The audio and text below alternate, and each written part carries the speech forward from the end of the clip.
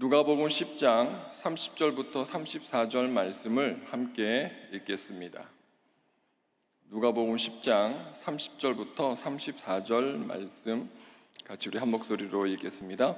예수께서 대답하여 이르시되 어떤 사람이 예루살렘에서 여리고로 내려가다가 강도를 만나매 강도들이 그 옷을 벗기고 때려 거의 죽은 것을 버리고 갔더라. 마침 한 제사장이 그 길로 내려가다가 그를 보고 피하여 지나가고 또 이와 같이 한 레위인도 그곳에 이르러 그를 보고 피하여 지나가되 어떤 사마리아 사람은 여행하는 중 거기 이르러 그를 보고 불쌍히 여겨 가까이 가서 기름과 포도주를 그 상처에 붓고 싸매고 자기 짐승에 태워 주막으로 데리고 가서 돌보아 주니라. 아멘.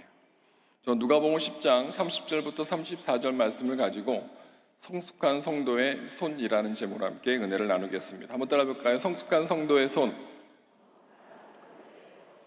얼마 전에 인기리에 방영되었던 드라마가 있었습니다. 폭삭 소가수다라는 드라마였는데요. 거기에 나오는 여자 주인공, 그 아이유가 맡았던 오해순 역할을 이 주인공이 있었습니다. 그런데 그 오해순 여자 주인공이 결혼을 하고 출산을 하게 되고 출산하는 그 장면이 화면에 나왔고요. 그리고 되게 고통스러워하는 모습이 나왔습니다. 그리고 아기를 출산하지요. 그리고 가장 먼저 자기를 낳아준 엄마한테 전화합니다. 내용은 이렇습니다. 엄마도 나처럼 이렇게 많이 아팠어? 하면서 우는 거예요.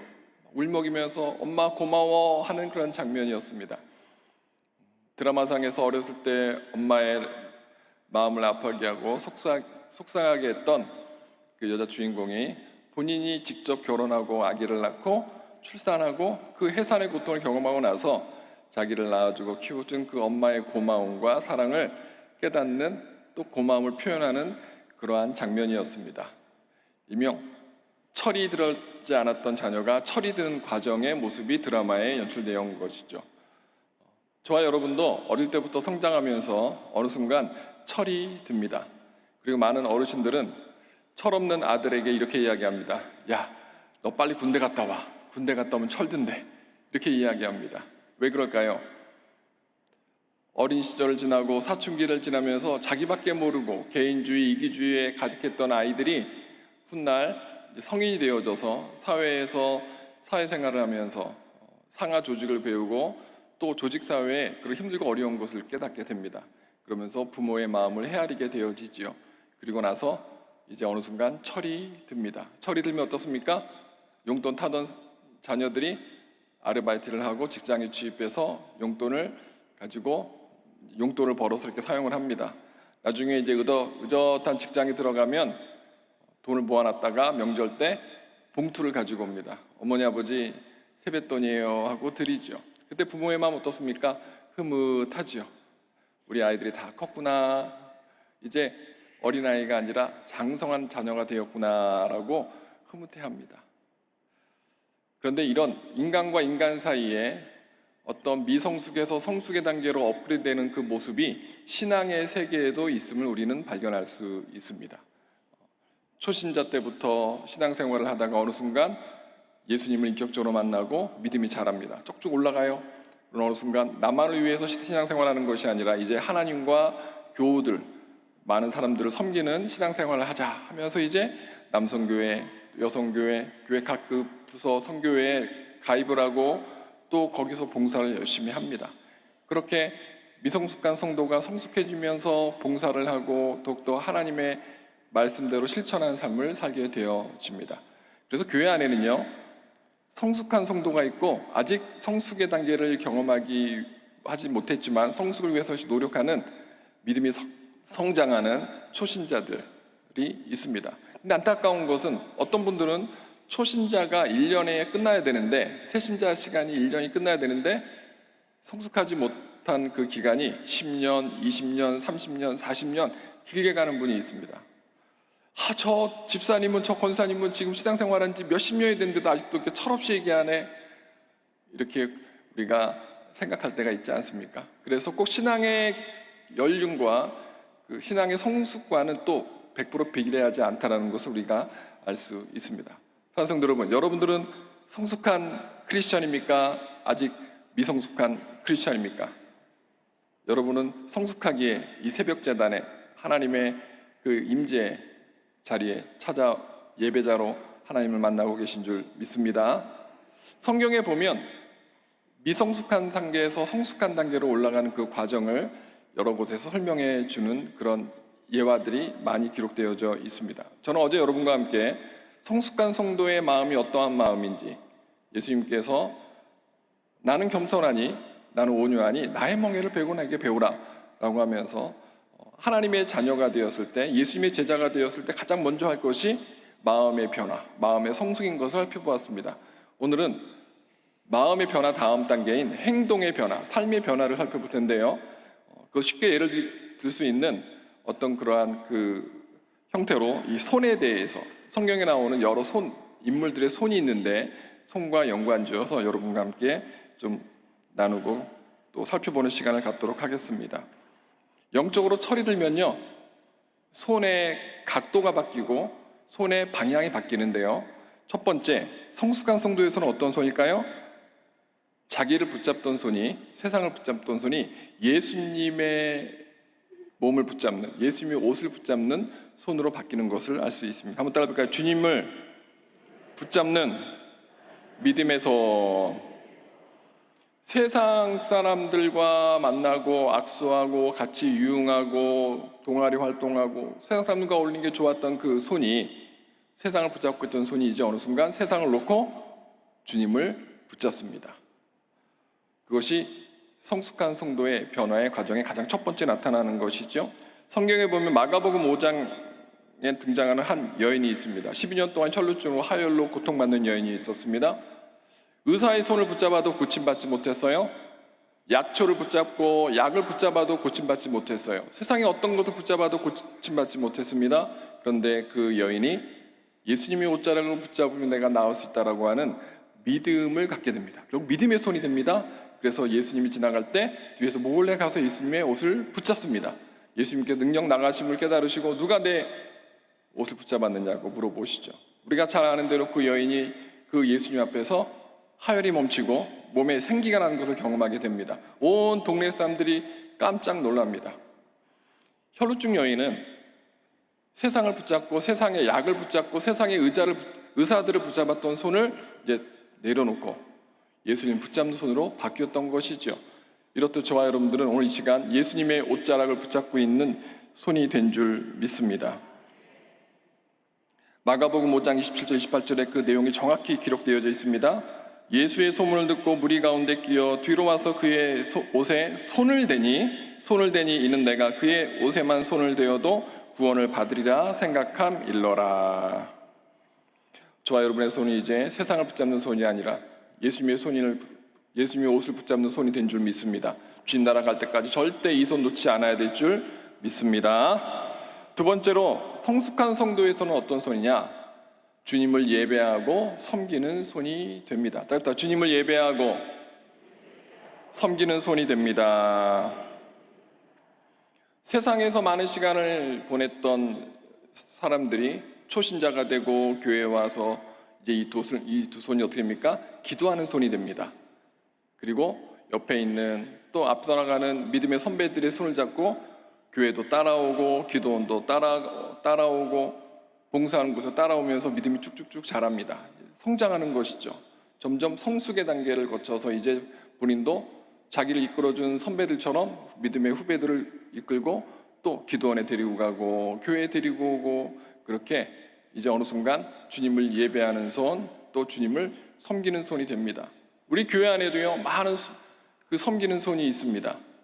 예배를 들어올 때 여러분에게 주보를 나누어주는 남녀성교회 섬기는 손이 있습니다. 여러분이 들어오기 전에 의자를 정리하고 바닥을 청소하는 남녀성교회 헌신의 손이 있습니다. 예배 때 조명을 밝혀주고 음향을 조절하는 손도 있고요, 자막을 넘겨주는 손도 있습니다. 피아노를 반주하고 오르간을 반주하고 또 여러 가지 관현악 악기들을 반주하는 예배를 돕는 손길들도 있습니다. 한 달에 한 번 성찬 예배를 들 때는요, 우리 장로님께서 이 앞에 나오셔서 성찬잔을 분배합니다. 장로들이 기도하고 준비하여 은혜 가운데 성찬잔을 분배합니다. 그 성찬을 분배하는 손이 있기에 저희는 또 성찬의 은혜를 경험할 수 있는 것이죠. 헌금을 계수하는 또 손도 있고요. 주차 안내봉을 들고 성도님들의 차량을 주차를 돕는 섬김의 손도 있습니다. 저와 여러분들의 삶 속에 그러한 은혜가 있기에, 우리를 도와주는 그런 손길들이 있기에 예배가 은혜롭게 함께 드려지는 줄 믿습니다. 그리고 어느 순간 여러분도 그 예배에서 띠를 두르고 또 복장을 입고 남녀성교회에서 여성교회에서 권사회에서 각 교회 형교회에서 봉사하고 주님을 섬기는 손으로, 주님을 예배하는 손으로 바뀌어진다라는 것이지요. 저는 어렸을 때 여조순복음교회 구역장, 지역장의 삶이 어떤 것이 정확하게 배웠습니다. 제가 어렸을 때 저희 어머님께서 평신도의 삶을 살다가 구역장이 되셨어요. 그리고 지역장까지 되셨어요. 그런데 제가 그때 당시 중학교 고등학생 때였습니다. 학교에서 수업을 마치고 자율학습 마치고 집에 돌아오면 저녁에 맛있는 반찬이 있어요. 평상시 없었던 고기 반찬, 잡채, 부침개가 있어요. 그날은 여지없이 저희 집에서 지역 예배가 있었던, 구역 예배가 있었던 조단합 예배, 옛날엔 조단합 예배라 그랬잖아요. 지역 단합 예배, 때로는 교구 단합 예배도 있었어요. 저희 집이 일반 단독주택의 1층이었는데 전체 평수가 23평밖에 안 됩니다. 근데 거기에 70명, 80명이 와서 예배 드렸다고 그러시더라고요. 한 번은 제가 학교 자율학습만 일찍 들어오는 날이었는데 한 몇십 미터 전방에서 찬송 소리가 들립니다. 알고 보니까 저희 집이에요. 들어갔더니 거기에 아줌마들이 그냥 가득 차 있어요. 열기가 막 느껴집니다. 신발 벗는 그 안에까지 앉아 계시더라고요. 신발장 앞에 앉아 계시고 화장실 변기 위에 앉아 계시고 그 욕조의 그 턱에 앉아 계시고 했던, 안방에서 교구장님 설교하시고 거실, 안방, 건너방, 화장실, 부엌 그 신발장 앞에 앉아서 예배 드리시더라고요. 근데 저희 어머님이 반드시 그 조단합 예배가 있기 일주일 전부터 집을 청소하기 시작합니다. 반짝반짝 청소하기 시작합니다. 그리고 하루 전에는 시장에서 음식을 장만하는 그 반찬, 재료들을 가지고 오십니다. 그리고 그것을 다듬으셔요. 그러면 진호야 와서 콩나물 좀 다듬어라, 시금치 좀 다듬어라, 마늘 좀 까달라, 그렇게 이야기하십니다. 하루 종일 준비하시는 거예요. 일주일 내내 준비하시는 거예요.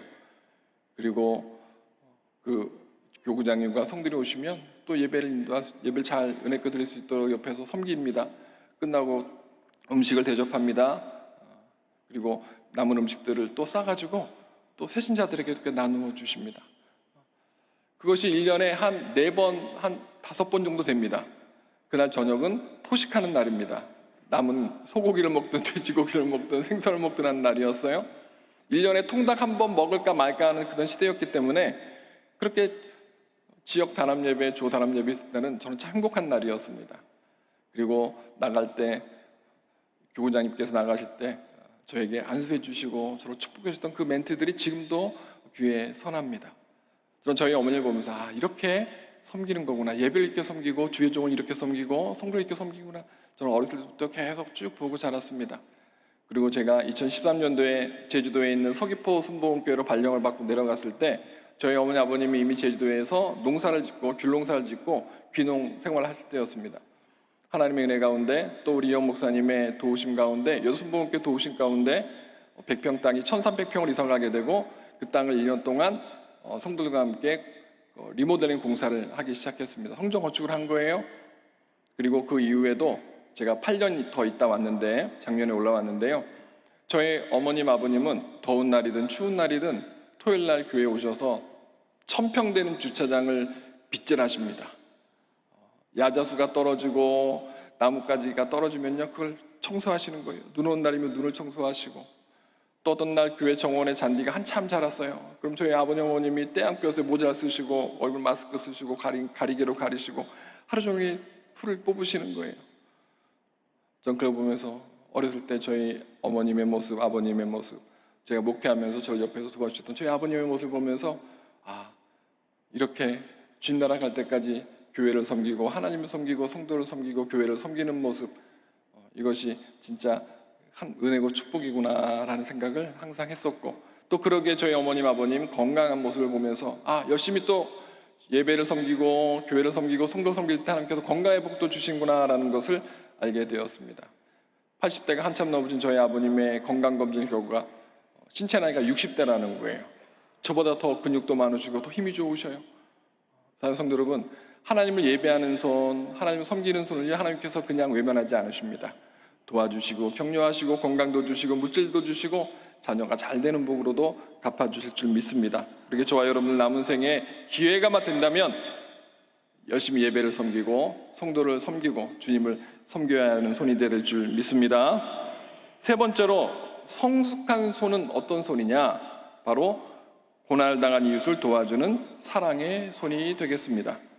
누가복음 10장에 보면 여리고 내려가다가 강도 만난 사람이 있습니다. 저와 함께 여러분 읽었던 그 성경 본문에 보면은 레위인도 지나가고 제사장도 다 지나갑니다. 그때 이스라엘 사람들이 천대시했던 개와 같이 여겼던 사마리아 사람이 와서 강도 만난 사람을 도와줍니다. 그 디테일한 내용이 33절 34절에 있는데요. 어떤 사마리아 사람은 여행하는 중 거기 이르러 그를 보고 불쌍히 여겨 가까이 가서 기름과 포도주 그 상처에 붓고 싸매고 자기 짐승에 태워 주마로 데리고 가서 돌보아 주니라. 그 상처에 포도주를 붓고 기름을 붓고 닦아주었던 거예요. 그리고 자기 짐보따리에 있는 중에 깨끗한 천을 찢어가지고 상처를 감아주는 거예요. 그리고 나중에 주막에 데려다가 그 주막 주인에게 인계하면서 내가 다시 올 때 부족한 돈을 채워줄 테니 계속 좀 돌봐주세요 라고 부탁을 합니다. 예수님께서 이런 말씀을 왜 하셨을까요? 우리로 하여금 가난하고 지쳐있고 헐벗고 소외된 이웃을 섬기라고 하는 그러한 하나님의 마음이었죠.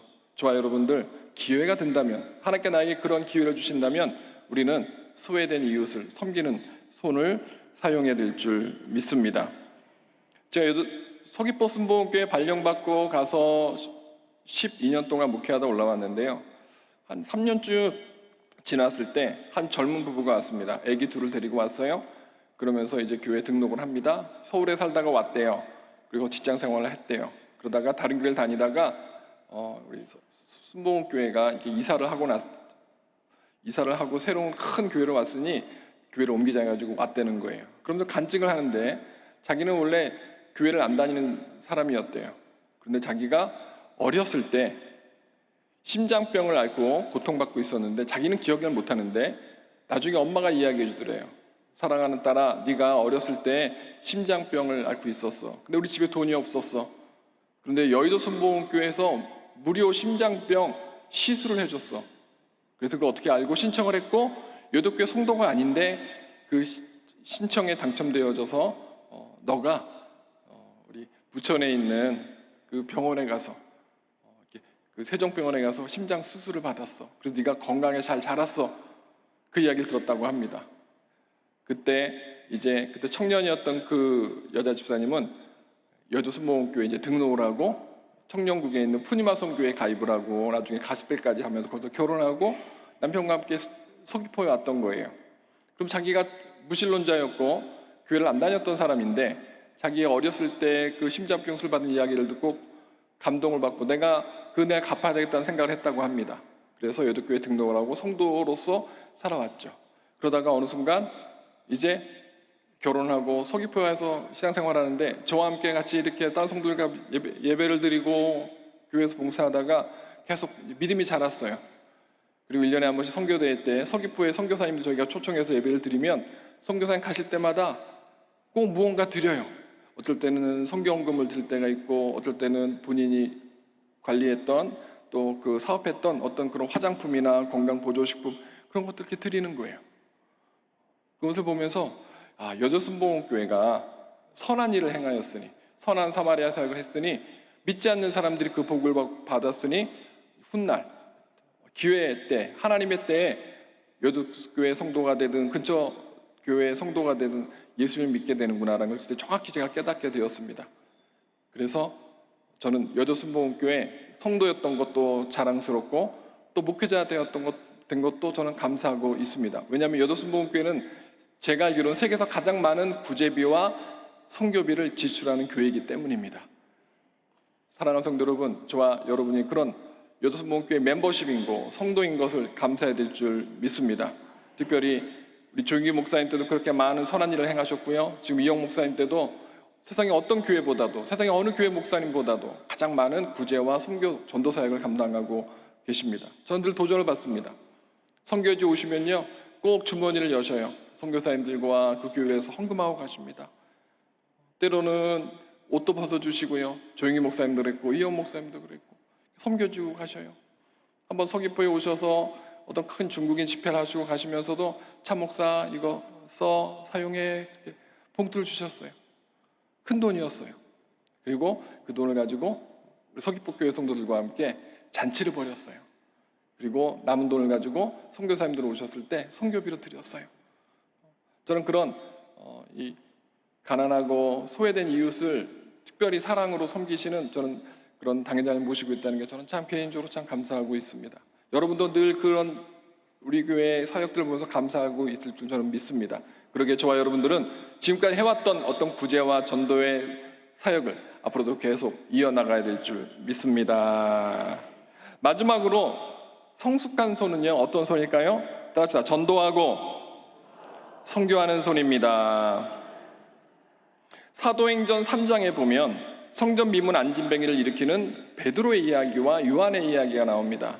베드로는요, 3년 반 동안 예수님의 제자로 살았지만 예수님이 붙잡히던 밤에 어떻게 했습니까? 나 예수님 몰라 하고 모른다는 손이었습니다. 손을 저었어요. 한 여종에게 나는 예수님 몰라 3번 손을 저었던 손입니다. 그런데 요한복음 21장에 보면 갈릴리 호숫가에서 예수님과 만나고 내 어린 양을 치라, 내 어린 양을 먹이라, 다시 한번 사명을 듣고 변화되어지고 마가다라방에가 성령을 받고 나서 180도 바뀐 베드로의 모습이 됩니다. 그리고 가장 먼저 뭘 했습니까? 성전 미문 안진뱅이의 손을 붙잡아 주었습니다. 예수님이 가난하고 헐벗고 병들었던 사람의 손을 붙잡고 일으켜 주었던 것처럼 베드로가 똑같이 예수님처럼 하는 거예요. 작은 예수가 된 거예요. 성숙해졌어요. 미성숙할 땐 예수님 모른다고 저었던 손이 이제 가난하고 헐벗은 병든 자의 손을 일으켜 준 예수님의 손이 되어 온 것을 우리가 볼 수 있습니다. 사랑하는 성도 여러분, 저와 여러분도 베드로의 손처럼 변화되어지는 손이 되어야 될 줄 믿습니다. 이번 우리 선교대회 때 제가 섬기고 있는 양천구 신월동에 있는 양서성전에 9분의 선교사님이 오셨습니다. 그리고 가실 때마다 우리 권사에서 뭔가 이렇게 드려요. 이만한 큰 보따리를 드려요. 매년 그렇게 해왔대요. 뭔가 봤더니 수세미더라고요. 권사님 2분이 1년 동안 수세미를 뜨개질 해가지고 5월달, 6월달 선교대 때 오시는 선교사님들에게 그걸 드리는 거예요. 하루 종일 그 동대문에서 사갖고 온 그 실타래를 풀어가면서 뜨개질을 하셨어요. 제가 봐도 너무 이뻐요. 저도 갖고 싶을 정도로 이뻐요. 반짝거리고 아주 좋아 보여요. 그리고 선교사님들이 너무 좋아하시는 거예요. 미국에서 온 선교사님, 인도에서 온 선교사님, 중국에서 온 선교사님, 하여튼 세계학교 온 선교사님들이 너무 좋아하시는 거예요. 누군가 1년 동안 뜨개질한 그 수세미가 선교지에 가게 되고 선물되어지고 그것이 또 누군가에게 전도와 선교에 또 전도에 또 물품이 되는 것을 보면서 저는 또 양서성전 담당 목사가 된 게 얼마나 또 감사한지 몰라요. 이 자리에 여러분들이 지금까지 그렇게 해오셨습니다. 이 앞자리에 계신 우리 장로님들, 저와 함께 목동 신정대거리에서 전도했던 우리 장로 회장님도 계시고요. 함께 복음 증거했던 우리 권사님들, 캠에 있을 때 함께 우리 회장단과 봉사자들에게 매일 주일마다 식사를 만들어서 도시락을 싸고 오셔서 섬겨주셨던 우리 권사님도 계시고요. 여러분들이 지금까지 그렇게 해오셨기 때문에 여주순복음교회 가장 하나님께 사랑받고 크게 사용되어지는 교회가 된 줄 믿습니다. 그러게 저와 여러분들 이제 예수님처럼, 베드로처럼, 사도 바울처럼 전도하고 선교하는 손으로 계속 살아가야 될 줄 믿습니다. 말씀 맺습니다. 미성숙한 성도가 성숙해지면 많은 변화가 있습니다. 첫 번째 마음의 변화가 있고 두 번째 삶의 행동의 변화가 있습니다.